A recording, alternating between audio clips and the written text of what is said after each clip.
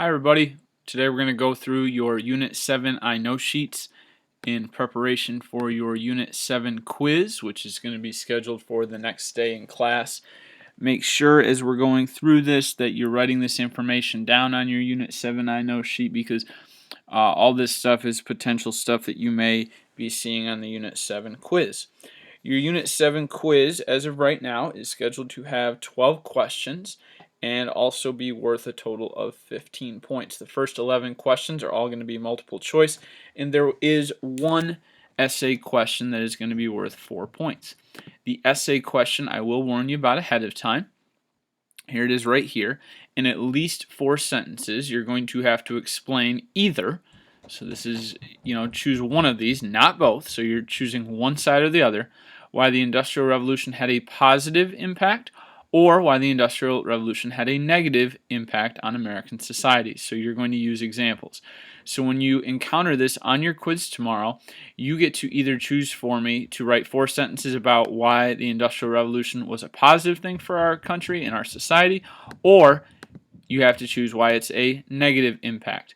If you write about both, you're not going to get the full points. You need to take a stand here and decide, in your opinion, which one is more true. Did it have more of a positive or more of a negative, and make that argument in your 4 sentences. Okay, so that is the essay question.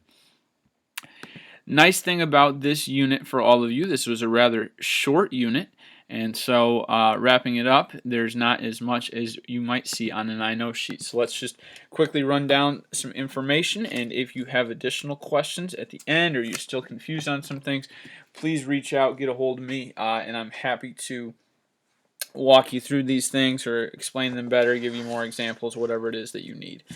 So talking about the people of Unit 7, specifically we talked a lot about Eli Whitney and his contributions. Of course, we talked about him being the inventor of the cotton gin, which really revolutionizes cotton production, especially in the southern United States during this time frame, and really allowing people to do way more cotton production than ever before, which obviously is going to raise a lot of funds in the South, and it's going to boost the Southern economy, and it's also going to make it to where slaves could be doing other things instead of picking the seeds out of the cotton. So in a way, this also helped to increase the amount of slaves in the Southern United States. So definitely a big impact with Eli Whitney and the cotton gin. Of course, we talked about Eli Whitney as well and his contributions with, and you might want to write this down as well, interchangeable parts, and him kind of introducing that, of course, with the muskets in the United States military. So definitely some big contributions from Eli Whitney in this unit. Another person we talked about was Samuel Slater. Okay, Slater, of course, known as the father of the American Industrial Revolution. Remember, he was working in Europe at a factory, and he basically steals and takes a lot of the ideas that the British factories had, and he begins producing them in the United States. So the Americans could take advantage of this Industrial Revolution as well. He basically memorized what these factories look like. He started sketching them out. He brought them to the United States, and his ideas really helped to create things like the Lowell, Massachusetts textile mills, these clothing factories that we talked about. And so, these ideas that Slater takes are a big reason that we have the factory systems that we still do even to this day. Robert Fulton, of course, was a major contributor, in particular with what he's able to do with the steamboat, the Clermont. Remember, this improves transportation throughout the colonies. This takes us away from just having to go with sailboats. And now we're able to ship goods and more people more easily. And we mentioned earlier this unit, of course, all the major cities in the United States being located next to water. And so this really goes hand in hand with a lot of this industrial stuff going on, because now we're able to travel more easily than before. So we talked a little bit about, in this unit, John Marshall and his contributions to the United States Supreme Court. Really, one of the things that he does is he helps to strengthen the federal government's power.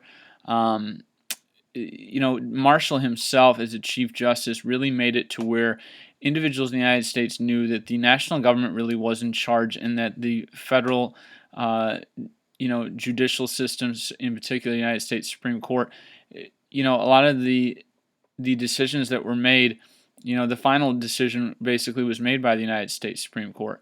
States were really trying to do kind of what they wanted to do, and just kind of do their own thing. And Marshall and the Supreme Court basically shut a lot of those things down by upholding laws. They allowed the Bank of the United States to continue. And we'll talk more about the National Bank and kind of what that was as we get further into the school year with Andrew Jackson. But just know that John Marshall himself, as Chief Justice, really helped to strengthen the Supreme Court system. And if you know that, you should be pretty well prepared for your test. Your quiz. James Madison, of course, the 5th president of the United States, James Monroe. I was saying James Madison, who was the 4th president. Monroe was the 5th president of the United States. Last president to actually served as an officer in the American Revolution. So we're now getting further into history, and the American Revolution is going to become less and less of a factor as we move on more. Starting to see politicians who really weren't involved in that. During the time Monroe was president, it was actually known as the Era of Good Feelings, and that means exactly what it says. It was a time where America was doing well. There weren't a lot of major problems, like things were going smoothly. Our economy was growing, and we weren't at war with anyone, and we had new inventions, new industrializations. Population was growing, better ways to travel. The country started to feel united and not just as a group of individual states. I mean, during time that Monroe was president, it was good stuff in America for the most part. There weren't a lot of major problems, and things were doing well financially, and it was definitely a good time frame for Monroe to not have a lot of problems as president. Different places and what they were like, and we're going to talk about these more throughout the school year, but kind of your introduction to them. The northern part of the United States and southern part of the United States are going to have a number of differences, and if you're curious, yes, this does eventually lead to the Civil War, but we're kind of just seeing the beginnings of this in this particular unit. The north, of course, is going to have a lot cooler weather than the south, a lot of big industrialized cities, of course, with people working in those factories, and lots of immigration and people coming to the northern United States from all parts of the world looking for job opportunities. On the other side of the coin, you have the southern United States, which, of course, the weather is typically warmer there. It's more rural, so not as many big cities. Very agriculturally driven, meaning there's lots of farming, and along with that, at this point in American history, obviously, African Americans were also used as slave labor. And so that was a big part of the southern economy and the southern way of life during this part of the 1800s. One of the videos you watched for this unit, the short little YouTube videos earlier, was about the National Road and how this helps to expand the nation as well. The road itself was built from Cumberland, Maryland in the east, westward toward Wheeling, West Virginia. It eventually extended into Illinois. The road, ironically, was never fully completed as steamboats and eventually railroads became better options. Because there weren't cars to drive on this national road yet by any means, but still the idea of this national road just goes to show you that America was expanding. We were wanting to travel more, and we definitely were prioritizing the speed at which things could happen. So the national road, though it was never completely finished, was definitely an idea that shows the expansion the Americans wanted to have in terms of moving to the west. Other pieces of information you need to know for this unit: urbanization, definitely a word we talked about with the PowerPoint on the Industrial Revolution. Remember, urbanization is the movement of large groups of people, I should say, from farms to cities. This is where we see a very city-centered economy. So just the movement of people into cities is what urbanization is. If you ever hear of urban areas, that means big cities such as Detroit, Chicago, etc. The Adams-Onis Treaty was another one of those YouTube videos I had everyone watch. This is basically how the United States acquires Florida. We pay it was actually a better deal than that. We pay $5 million to Spain. And really, we weren't even supposed to get Florida. At the time, Spain did own Florida, and Andrew Jackson, who you remember from the War of 1812, he was to guard the border between Georgia and Florida, basically to prevent Indian attacks from occurring in Georgia and basically to defend the American border because Florida wasn't part of the United States at that time. Instead, Andrew Jackson, in typical Andrew Jackson fashion, which you'll learn way more about Jackson, I think you guys will find him to be fascinating. Andrew Jackson, although he's told to just stay on the border of Georgia and Florida, he basically invades and takes over Florida. Now you might think, well, he's disobeying orders, he's going to get in trouble. Not the case with Andrew Jackson, because when he went into Florida, he took it over. And Spain was busy fighting wars in other parts of the world, and so basically Spain had a choice. They could either fight Andrew Jackson and his army, or they could just let the United States pay him $5 million and be done with Florida.